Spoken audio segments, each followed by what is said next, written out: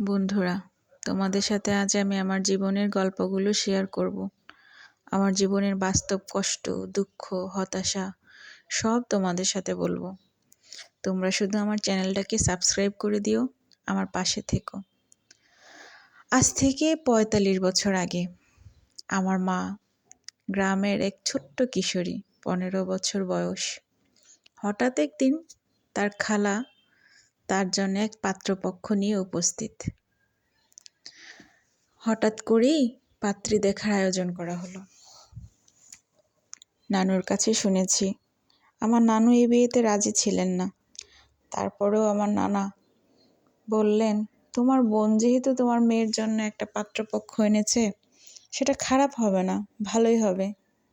কিন্তু নানু বললেন, কেন জানি মনটা আমার সায় দিচ্ছিল না। এখানে বিয়ে হলে আমার মেয়ে সুখী হবে না। মায়ের মন তো অনেক কিছুই যেন আগে থেকে আঁচ করতে পারে। যেই কথা সেই কাজ। অনেক জোরাজুরি, অনেক হাঙ্গামার পর আমার মায়ের বিয়ে হয়ে গেল আমার বাবার সাথে। কিন্তু হায়, একই কথা, বাসর রাতে আমার বাবা যে বললেন মাকে, তোমাকে তো মেনে নেওয়া আমার পক্ষে সম্ভব না। আমি তো শুধু গার্জিয়ানের চাপে পড়ে তোমাকে বিয়ে করেছি। তুমি কি মনে করো, তোমাকে আমি আমার সংসারে ঠাঁই দিব? কখনোই এটা চিন্তা করো না। আমার মা ছোট্ট কিশোরী, গ্রামের খুব সাদাসিধা মানুষ। কারো মুখে মুখে কথা বলার মতো সাহস তখন হয়তো ছিল না, বা কোনো একটা কথা দিয়ে ম্যানেজ করার মতো ক্ষমতাও হয়তো আমার মায়ের ছিল না। কিন্তু আমার বাবা আমার মায়ের সাথে যে নির্মমতা করেছে, সেই নির্মমতার জন্য একদিন অবশ্যই আল্লাহর কাছে জবাবদিহি করতে হবে।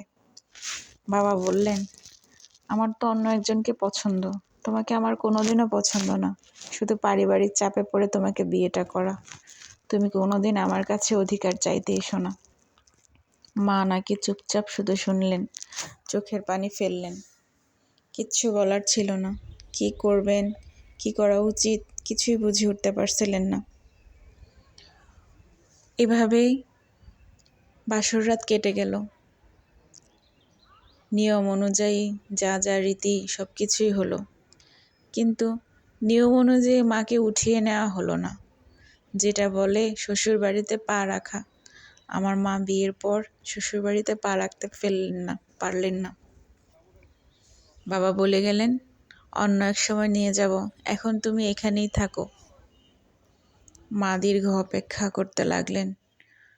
হয়তো একদিন সব ঠিক হয়ে যাবে। কিন্তু এ জীবন সংগ্রাম যে কোনো দিন ঠিক হওয়ার না, সেটা তিনি বুঝেননি।